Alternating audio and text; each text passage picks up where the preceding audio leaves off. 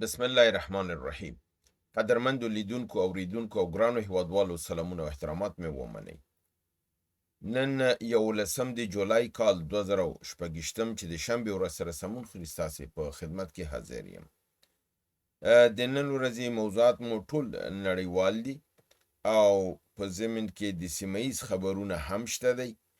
په ده کې د ایران او د امریکې یو په بل یرغلونه، بیرته د خبرو اترو میز ته راګرځېدل، همدارنګې د پاکستان کې د اپیکس کمیټې یعنی د اردو او د سویلیان ترمنځ ناسته او د افغانستان باندې د برید تصمیم، ترکیې اراده ده چې د خلیج فارس په مسله کې مداخله وکړي، د سید عباس عراقچي خبرې د پاکستان د همدارنګې د نورو ملکونو د وزرای خارجه سره یعنی د سعودي او همدارنګې د مصر او د امارات متحده د قطر ترمنځ وزرای خارجه او خبرې، او همدارنګې د بعضې ایراني ورونو ځینې تبصرو باندې ځوابي تبصره، او دغه د نن ورځې موضوعات به په دغه رقم تاسو سره شریک کړو. د کې څه واړه نور موضوعات به هم راشي چې به ستاسو حضور ته وړاندې شي. اول خبر دا دی چې په ایران په سیستان بلوچستان کوم یو دا سیمه چې د پاکستان سره نږدې ده او په بندر عباس چې د همدغې د چابهار د دغې سره وړاندې اغاړه د تنګي هرمز سره دا بندرګاه ده د بندر عباس، په دغې باندې بریدونه شوي دي. خو کله چې دا بریدونه شوي دي امریکا ویلي چې دا بریدونه امریکا نه دي کړي، ځانې ډډې ته کړی، او اسرائیل هم ادعا نه ده کړې دا بریدونه هغه کړي دي. اوس ایرانیان دا فکر کوي دا چورتوي چې ښه که امریکا دا نه دی کړي او اسرائیل ته هم امریکا ویلي چې هغه به په دې جنګ کې مداخله نه کوي، هغه یې منع کړی دی ځکه چې هغه په دې جنګ کې نشته، خپله یوازې امریکا ده. نو دا بریدونه چې که شوي دي او که کړي دي چا کړي دي؟ کوم بریدونه چې امریکا ترسره کړي دي 100 په هغه باندې اقرار کوي چې هغه دوه کړي دي، چې هغه په ایران شهر، کنرک، چاپهار، جسک، سریک، بندر عباس، قشم، ابو موسی، بوشهر او دلته ډیر زیات چاودنې شوي دي او ورانه ډیر زیات شوی دی، ډیر زیات خسارات ایران ته اړولي دي. یعنی امریکا چې کوم یو بریدونه کړي هغه مني، خو سیستان او بلوچستان او د بندر عباس کې یو ځل دلته د بندر عباس کې چې کوم بریدونه په اول وخت ورځ کې شوي هغه دی منلي دي، دا مابعدن شوي دي هغه امریکا نه دی منلي، وایي چې دې نه موږ خبر نه دا چا کړي دي. ځینې سیاسي مبصرین دا خبره کوي چې ممکن د آذربایجان نه اسرائیلیانو، ځکه په آذربایجان کې اسرائیلیان یو نظامی اډه لري او دغه نظامی اډې نه ممکن د ډرون په ذریعه د بې پیلوټه الوتکو په ذریعه باندې برید شوی او ایران دا سیمې دوی وهلي اوسي. دغه یو شک ظاهریږي چې ممکن وي دا کار شوی. سره د دې چې جنگ روان دی، خو عباس عراقچي د پاکستان عاصم منیر سره ټلیفوني اړیکه نیولې ده او ویلي دي چې که چېرته امریکا د تفاهمنامې د ټولو مادو احترام وکړي، دوی حاضر دي چې میز د مذاکرې ته بیرته راوګرځېږي او خبرې وکړي. نو په عین حال کې د میز مذاکرې ته دوی بیرته راګرځېدل دي او په دغه زمان کې ډونالډ ټرمپ ویلي دي چې ایران زموږ نه غوښتنه کړې چې باید مذاکرات وکړو، خو امریکا دا خبره هم کړې ده، یعنی ټرمپ دا خبره کړې ده چې تفاهمنامه له منځه تللې ده، موږ کوم تعهد نه لرو مګر هم خبرو اترو ته به ادامه ورکړو. یعنی هغه تفاهمنامه ختمه شوې ده د په دغې سره، مګر هم خبرې به وکړو چې کوم ځای ته رسیږو. دا د دوی دغه دی. همدارنګې ټرمپ ته اسرائیلیانو دا راپور ورکړی دی چې ایران ستا د وژنې پروګرام جوړ کړی تا وژني. نو اوس امریکا بې له دې نه چې خپل استخبارات ووایي یا دا کې ورخطا دي چې دا ایران دا کار ولې کوي، ایران دا تصمیم نیولی دره چې ایران به دا کړی که نه کړی، خو اسرائیل ورته دروغ وایي چې دغه غواړي تا ووژني ایران. او بې له دې چې خپل د استخباراتو نه پوښتنه وکړي دوی دي در حال چې همدا امریکا وه چې کله د ایران هیئت د تهران نه اسلام آباد ته تله، نو دې پاکستانیانو ته اطلاع ورکړله چې اسرائیل ستاسو د کسانو د وژلو پروګرام لري. نو د دې راپور په امریکا ورکه دی ته، او امریکا ته د ایران راپور اسرائیل ورکه. یعنی دلته د استخبارات د اسرائیل نه قوي و، دلته د اسرائیل استخبارات د امریکې نه قوي دي. دلته سه یو داسې ګونګه غوندې لوبه روانه ده. نو په دې بابت کې ډونالډ ټرمپ ویلي دي که چېرته ایران ما ووژني، نو ما هلته یو نوټ یا یو پیام مې پریښی دی، د هغې مطابق دی وی که زه مړ شولم یا ووژل شولم، نو ما دا هدایت ورکړی دی خپل پوځ ته چې ایران دارنګې بمبارد کوي چې په تاریخ کې نه یې بمبارد شوی او په ژوند کې دوی نه لیدلی وي او نه یې هیر کي. دا رقم بمبارد دی پس له زما د مرګه که زه ووژل شولم. څومره چې زه پوهېږم ایرانیان د ډونالډ ټرمپ د مرګ نه اقدام کوي، نه یې په ګټه دی او صرف د خپل د خلکو د غلیوالي لپاره دا کار کوي، ځکه چې د ایران کې کم از کم 30 میلیونه خلک چې راووتل، هغې د امریکا ضد شعارونه ورکړل. نو حکومت دې لپاره چې هغه ډله خلک خوشحاله وساتي، ځکه چې 50% د نفوس د مملکت پوره کوي، نو د لپاره دا خبره کوي چې موږ ډونالډ ټرمپ وژنو. که نه همدغه سلمان رشدي 40 کاله مخکې دی پیسې ایښي، سلمان رشدي 40 کالو کې دی سلمان رشدي ونه شو وژلی، ډونالډ ټرمپ څنګه وژني؟ ځکه چې د امریکا رئیس جمهور سکیورټي ډېره ټایټ ده، حتی پس له ریاست جمهوري نه هم ښه ټایټ سکیورټي ورکول کېږي، نو څنګه دی وژني؟ دا خبره د دوی درسته نه ښکاري. همدارنګې د یو بله سیاسي تبصره دا ده چې ممکن ډونالډ ټرمپ دا جنگ په ده باندې شروع کړی اوسي، چې په بهانه دا وکړه چې ایران په کشتیګانو برید وکړه، موږ دا وکړه. ځکه تاسو ته چې 2 ورځې مخکې ما یو خبر درکړی چې پیټر ټیکټن د ډونالډ ټرمپ د مکتب د وخت ملګری دی، اوس وکیل دی، هغه راغلی او دې سره یې دا مشوره ورکړې وه چې ته انتخابات وځنډوه، او د انتخابات د ځنډولو نه داسې ډډه کړې چې دا قانون نشته دی، که زه وکړم کانګرس او ستره محکمه زما مقابل کې احکام کنسلوي. نو اوس ورته دا دغه لکه چې جوړ کړی دی چې دلته که جنگ قوي شي، بریدونه زیات شي، او ایران په امریکې او امریکا پر ایران، هلته ډونالډ ټرمپ کولی شي چې اضطراري حالت، ایمرجنسي حالت اعلان کړي او انتخابات ملتوي کړي. نو دغه جنگ سناریو د یو علت دام کېدی شي چې دلته د حالات دوی کړکېچن کوي د لپاره چې دوی د کړکېچن حالت نه د ځان د انتخاباتو نه وباسي او هغه ملتوي کړي. همدارنګې د پاکستان د قطر یو هیئت لپاره د خبرو اترو ایران ته ورغلی دی. نو وګورو چې د قطر ایران ته ورغلی او ایران وزیر خارجه پاکستان ته زنګ وهلی دی، هغې دا پیام ډونالډ ټرمپ ته رسولی. ډونالډ ټرمپ ویلي چې ایران موږ نه غوښتي چې مذاکره وکړو، نو دی ویلي چې تفاهم خو ختم دی، خو خبرې به سره وکړو. همدارنګه سید عباس عراقچي د فیصل بن فرحان د عربستان سعودي د بهرنیو چارو وزیر سره خبرې کړي، د قطر بهرنیو چارو وزیر د مصر بهرنیو چارو وزیر سره خبرې کړي، او په دې کې د ایران د فعلي بریدونه او د تنګي هرمز متعلق خبرې شوي دي. همدارنګه جروسلم پوسټ دا خبر ورکړی دی چې اسرائیل وایي چې ایران خو به مات شي او دا به د مخې نه لرې شي، خو ترکیه چې د یو نوي خطر په حیث او د لویترین خطر په حیث زموږ مخې ته راودرېږي، او دا یو ستراتیژیک خطر دی، موږ لپاره باید د ده غم وخوړل شي. یو مشاور دی اسرائیلي، د پخوانی امنیتي مشاور دی په نامه د ګلور ایلاند، هغه ویلی دی چې ترکیه اسرائیل غواړي چې د سنی اتحاد په ذریعه باندې محاصره یې کړي او دا دغه کې د محاصرې لاندې وساتي. همدارنګې یو روسي سفارتکار ادعا کړې ده چې برطانیه، فرانسه او جرمني پر ایران د امریکا او د اسرائیل د بریدونو تر شا حمایت کوي او دوی د دغې ترڅنګ ولاړ دي او اوس چې دا کوم جګړه روانه ده دا کاملا دوی تاییدوي او د دې ملاتړ کوي.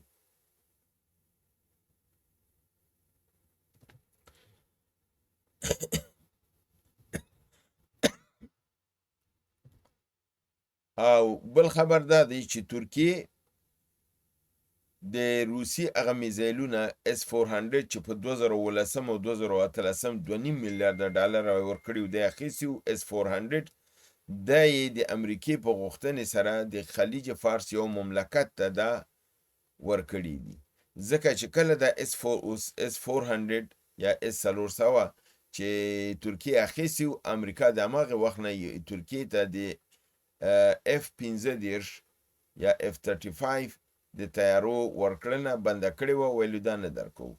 و چې ډونالډ ټرمپ هلته راغلی دوی سره خبرې کړي، په دې توافق شوی دی چې زه به د S-400 ځان نه لرې کړم، ته ماته تیارې راکړه. نو S-400 اوس دې خرڅ کړي دي په کوم خلیجي مملکت، یعنی د ایران لپاره خطرناک اسلحه اوس د خلیج، ځکه خلیج سره ټول امریکایي اسلحه وه، اوس دا د روسي خطرناک اسلحه ده، د دفاعي اسلحه د S-400 دا چې کوم مملکت ته ورکړي دا نه دی ویل شوي، خو چې یو عربي مملکت خلیج کې دا S-400 خپل خرڅ کړي دي. او دې په مقابل کې ډونالډ ټرمپ دا منلې ده چې ترکیې ته F-15 تیاري ورکړي. او همدارنګې بل خبر دا دی چې ترکیه آمادګي نیولې ده چې د تنګي هرمز په مسله کې مداخله وکړي، او دا خبره د ناتو په ناسته کې اعلان شوی ده چې ترکیه خپل آمادګي نیولې ده، دا به د خلیج دا چې په څه رقم مداخله کوي، آیا دا مداخله ایران به ومني یا نه، آیا دا مداخله وشي ایران به د ترکیې سره په جنګ کې ونښلي که نه، ځکه چې د ترکیې په روان کې هم لږ څه تغییر راغلی دی، ځکه ترکیې هم دا احساس کړي چې ایرانیان بې له وخته غرور او تکبر راخیستي دي او مست شوي دي، یعنی جنګ یې لا کاملا نه دی وړلی. افغانستان سره هم داسې یو مرداره رویه وکړله، هلته د قطر باندې برید وکړه، هلته یې عمان باندې برید وکړه، دلته د ترکیه په ځان خطر کې بولي او لګیا د خپل ځان تقویه کوي او د تنګي هرمز کې د مداخلې په فکر کې دي.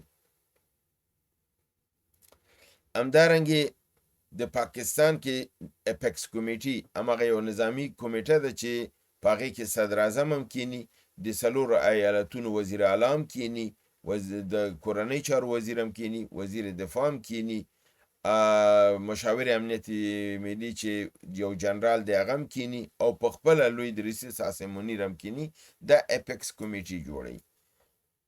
او دا ناسته پس له د کور کمانډر د جنرالانو د ناسته نه پس شوې ده چې هغه مې پرون تاسو ته ویلي وو، او په دې کې د ټولو په دې مسله باندې غور کړی چې د بلوچستان حالات ډیر زیات کړکېچن او خراب دي، او په خیبر پښتونخوا کې هم بریدونه زیات شوي دي.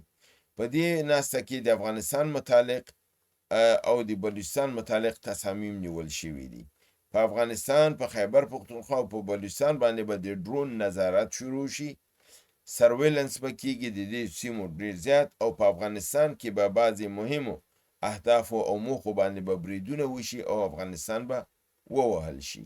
یعنی پاکستان یو ځلې بیا پر افغانستان د برید اراده لري، دا چې دا برید به سبا کېږي، بل سبا کېږي، خو برید یعنی کېدونکی دی، تصمیم او تصویب یې هلته شوی دی. راځم د خپل د برنامې آخري حصې ته. یو ایرانی ورور په نامه د روزنوش 3019 چې دغه نوم دی په صفحه کې د یو تبصره کړې ده، هغې ویلي چې فلحال بلال فاطمي د اسلامیت نه وتی دی او په طرف د قومیت او ژبني مسلې او د ایران او د افغانستان ترمنځ د نفاق اچولو باندې کار شروع کړی دی او د تغییر د جهت ورکړی دی. دغه ورور نه که تاسو پوښتنه وکړئ چې یا څوک ترې پوښتنه وکړي چې تر څو ستاسو تر څنګ زه ولاړم، زه مسلمانم، اسلامیت نه نه وم وتی، خو کوم دقه چې تاسو هغه کار وکړه، که تاسو د افغانستان په مقابل کې خپل اراده نه وای ظاهره کړی چې تاسو افغانستان کې مداخله کوي او د نظامونو بدلولو کې دا کار هم نه وی کړی، نو فاطمي خو ستاسو تر څنګ ولاړو.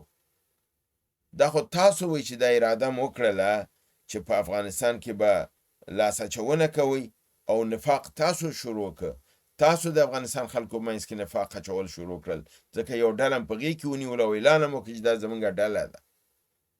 زما خبره دا نه ده چې زه د طالب نه بل چا نه دفاع کوم، زما خبره دا ده چې تاسو ولې د افغانستان کې د مداخلې اراده لرئ؟ ولې تاسو د سیاسي اراده لرئ چې افغانستان کې باید تاسو لاسوهنه وکړئ؟ زما جنگ تاسو سره په دغه ټکي شروع دی.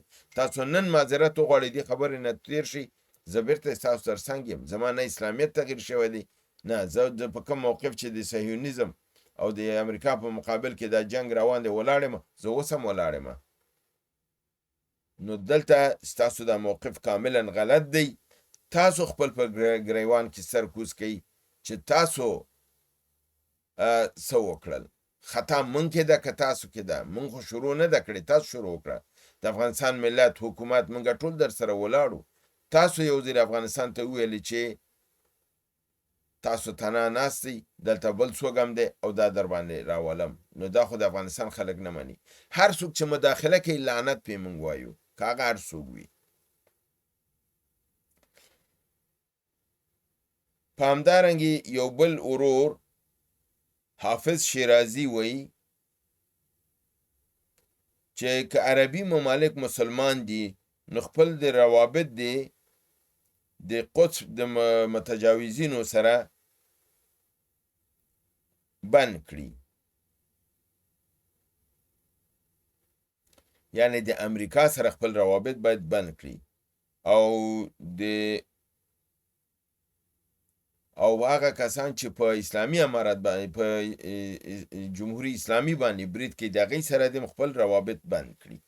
او دلته ګورئ زموږ ایراني وروڼه دوه ګونې لوبه کوي. ما په یو دې باندې چې زه ولې افغانستان کې مداخله کوئ، ما ته وایي ته د اسلامي جادې نه وتلی، تا خپل لاره غلطه کړې ده، ته خو مسلمان سره ولاړ وي، ته ولې ځکه زه خپل وطن سره ودرېدم. او په خپله ځان ته دا حق ورکوي چې ټول عربي ممالک چې تر څو پورې خپل علایق او اړیکې د دغې سره قطع نه کړي د امریکا سره او دې سره، نو دا چې دي دا مسلمان نه دي او دی به پې بریدونه کوي. نو که هغوی ته د اسلام د جادې نه وباسې، نو چې ته په افغانستان باندې د برید اراده لري د نظام د بدلولو، نو بیا ته مسلمانې؟ هغه خو مسلمانۍ نه دې ویستل، په همدغه ستا خپل په فورمول ځان په اسلام کې ساتي. نو ستا په فورمول سره ته د اسلام نه وتی، ځکه ته وایي چې که بل زما په مقابل کې ودرېږي هغه مسلمان نه دی. بیا زه دا خبره کوم چې که څوک زما مقابل کې ودرېږي هغه مسلمان نه دی. عین ستا فورموله ده، زه د ځان نه جوړوم، بله نه اضافه کوم. نو بنان د فاطمي کې تغییر نه دی راغلی. فاطمي مسلمان دی، د اسلامي نړۍ اتحاد غواړي، د اسرائیلو د امریکا ماته غواړي، مګر هرګز دا نه غواړي چې ایران راشي زما نظام بدل کی، زما خاوره کې ګدو. که نظام هم بدلو موږ خپله به یې بدلو. پردیو ته دا حق نه ورکو، پردي ته لاسوهنې اجازه نه ورکو، که هغه ایران وي که پاکستان وي که د نړۍ هر قدرت وي. او دا صلاحیت انشاءالله خدای تعالی دې ملت ته ورکړی دی چې لوی قدرتونه موالي دي، نه د پاکستان نه ډارېږو نه د ایران نه، او په ډېر جرأت او قدرت سره انشاءالله ودرېږو. موږ ګورئ د کومې ورځ نه چې د ایران سره مخالفت کړی، د لنډغرانو بازار ګرم شوی دی. موږ به که د ایران مداخله کوي، موږ به ایران هم وهو او یرغل د لنډغران به یې ورسره وهو. موږ سره دا مه کوئ چې موږ سره دوه ګونې لوبه کوي. ورورولي کوي، زه در سره ورورولي کوم. که مخالفت کوي، زه در سره مخالفت کوم. مخالفت ما نه دی شروع کړی، تا شروع کړی دی. تا افغانستان ته ګواښ وکړه، تا یو کس. ګورئ موږ وایو چې رضا پهلوي د یهودانو سړی دی، موږ ستاسو سره ودرېږو د رضا پهلوي په مقابل کې. خو زما کس چې د یهودانو سره لاره لري هغه ته خپل سړی ګڼي.